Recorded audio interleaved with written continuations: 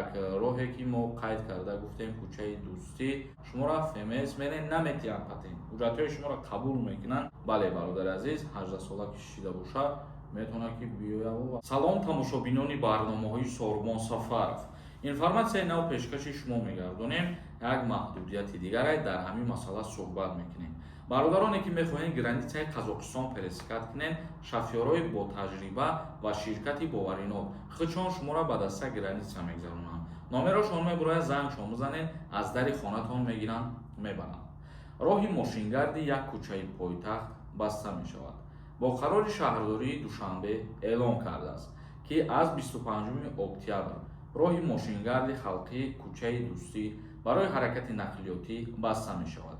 ин ниҳод гуфтааст сабаби баста шудани роҳи ин минтақа гузаронидани корҳои сохтмонӣ аз навсозӣ дар роҳи мошингарди халқи кӯча ба кӯчаи меҳнат мебошад.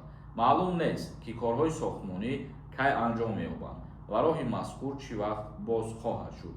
шаҳрдорӣ аз ронандагон хостааст ки то анҷоми корҳои сохтмонӣ аз роҳҳои кӯчаҳои ҳамшафат истифода кунанд.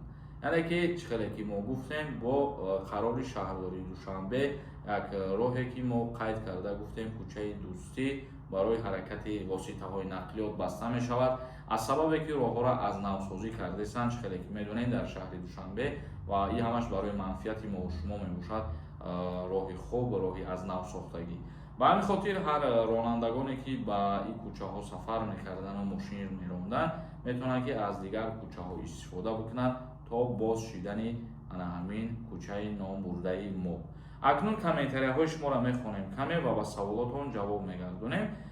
кадом нафареда ки ҳиҷомаи бепул дар коре дар Москва?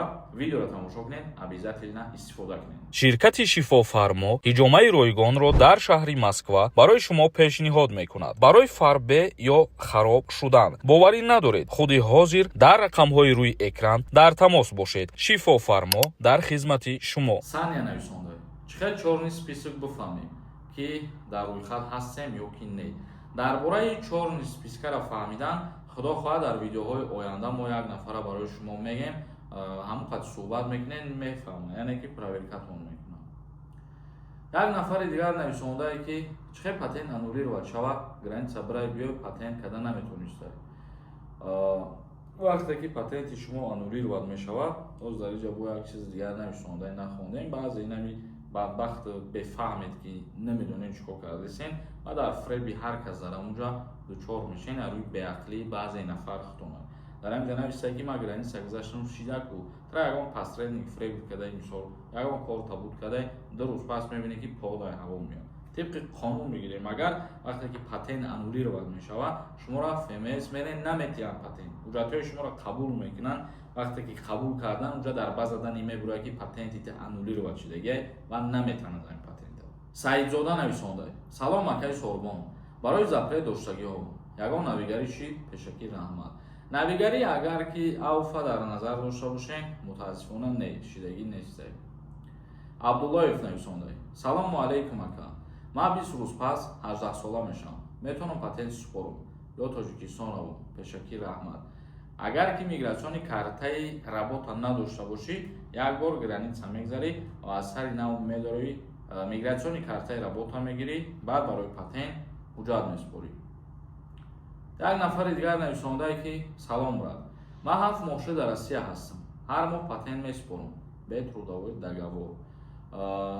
яъне ки аз аввали ҳамин сол моҳи январ ин тағйирот шудагӣ буд ки ҳар касе ки патент мегирад муддати 2 моҳ ана бигира уведомлениеро кунад бо воситаи трудовой договор ва трудовой договор надоштан метавона мақсад дар баъзан ҳолатҳо ки патенти шуморо анулировад кунад. ба ҳамин хотир бо эҳтиёт бошед. закир нависонда салом акаи Сормон, раҳмат ки ҳастем. суол, як бародарам 17 сола буд, ба Россия омад гости моҳи март, апрел, май, регистратсия дошт, регистратсия тамом нашуда рафт Тоҷикистон, 10 октябр 18 сола шуд, метавонад ҳозир омада патент кунад. бале бародари азиз, 18 сола ки шида бошад метавонад ки биёяд ва аз пайи документҳои патенти шавад. як нафари дигар нависондае ки салом, патенти ман январ тамом мешавад, метавонам пеш аз соли нав патенти нав супорам. патенти нав ба воситаи пул пардохт карданаш агар гуфтагӣ бошем мешава бикунед, лекин дар ҳоле ки нархномаҳо ки иваз шидан ҳамон патенти пеш ай соли нав гирифтагитан баъд нархҳои нав хати месупорем. Ахмедова нависонда: ассалому алайкум, раҳмат барои ҷавоб. Зинда ва сарбаланд бошем, худованд ҳамамона нигаҳбон бошад. Ташаккури зиёд касое ки тамошо мекунед, суханҳои хуб менависед.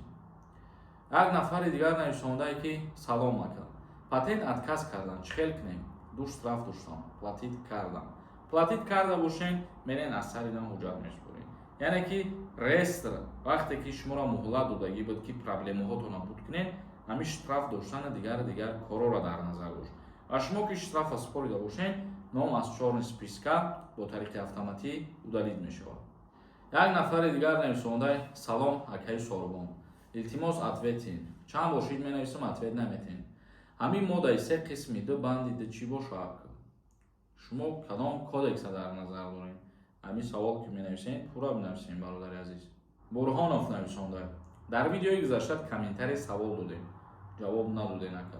узри зиёд касе ки ба саволаш ҷавоб намегирад, шуморам дуруст буфаҳмед, хафа нашавед. Касое ки ҷавоб намегиред, мақсад дигар баъзан вақтҳое мешавад ки мо ҳамаи комментарияҳоро намехонем ва ҳамин хотир баъзе саволҳо беҷавоб мемонанд. Баҳриддин нависонда: салом сорбон бародар, дар чорни списка бошем агар Тоҷикистон равем муддати чанд сол запрет мешем.